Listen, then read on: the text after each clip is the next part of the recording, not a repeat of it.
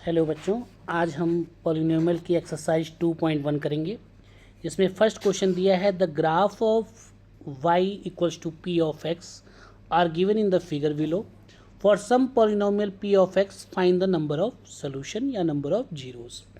तो इस क्वेश्चन को सॉल्व करने से पहले तो सबसे पहले हम जानेंगे कि जो हमारा ग्राफ दिया है y equals to p of x, इस p ऑफ x का मतलब है कि पॉलिनोमियल इन x, मतलब अगर इक्वेशन में बात करें तो इक्वेशन में वेरिएबल कौन यूज़ किया गया होगा, x।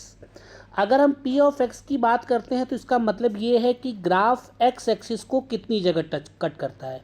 तो x एक्सिस को जितनी जगह कट करेगा उसके नंबर ऑफ सोल्यूशन उतनी जगह हो जाएंगे। जैसे फॉर एग्जांपल इस ग्राफ में देखो तो x एक्सिस को 3 जगह कट कर रहा है।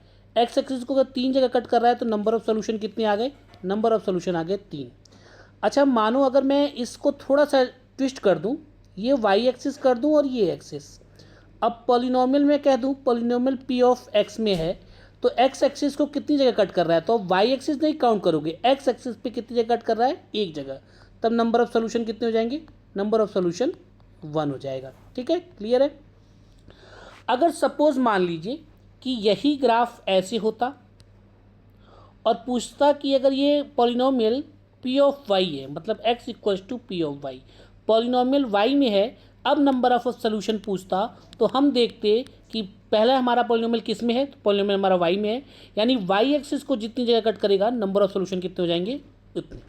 तो एक बात समझ में आ गई कि पॉलिनोमियल जिस वेरिएबल में डिफाइंड होगा उस एक्सिस को जितनी जगह कट करेगा वही उसके नंबर ऑफ सोल्यूशन हो जाएंगे। क्लियर है। अब आइए ऊपर के सोल्यूशन में हम देखते हैं।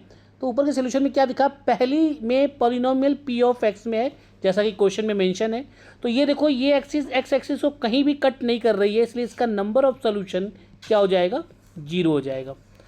सेकंड ग्राफ में देखो तो x एक्सिस को केवल एक सिंगल जगह कट कर रही है, तो इसका नंबर ऑफ सोल्यूशन कितने हो जाएंगे, इसके नंबर ऑफ सोल्यूशन हो जाएंगे 1। थर्ड में देखो तो x एक्सिस को 3 जगह कट कर रही है और पॉलिनोमियल p ऑफ x में डिफाइंड है, तो नंबर ऑफ सोल्यूशन इसके भी कितने हो जाएंगे, नंबर ऑफ सोल्यूशन हो जाएंगे 3।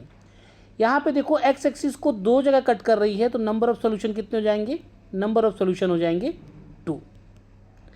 यहाँ पे देखो तो 4 जगह x एक्सिस को कट कर रही है, तो नंबर ऑफ सोल्यूशन कितने हो जाएंगे, 4। बात समझ में आ रही है। अब यहाँ पे x एक्सिस को एक जगह कट कर रही है और 2 जगह टच कर रही है, जहाँ टच भी कर रही है ना वो भी सोल्यूशन ही होगा, क्योंकि x एक्सिस को उस जगह वो टच तो कर रही है, तो नंबर ऑफ सोल्यूशन इसके भी कितने हो जाएंगे, 3। यानी एक बात समझ में आ गई कि पॉलिनोमियल जिसमें डिफाइंड होगा, अगर x में डिफाइंड है तो x एक्सिस को जितनी जगह कट करेगी उतने सोल्यूशन होंगे। पॉलिनोमियल अगर y में डिफाइंड है तो जितनी जगह y एक्सिस को कट करेगी उतने सोल्यूशन होंगे। क्लियर है। तो आज एक्सरसाइज 2.1 हमारा क्या हो गया, पूरी तरह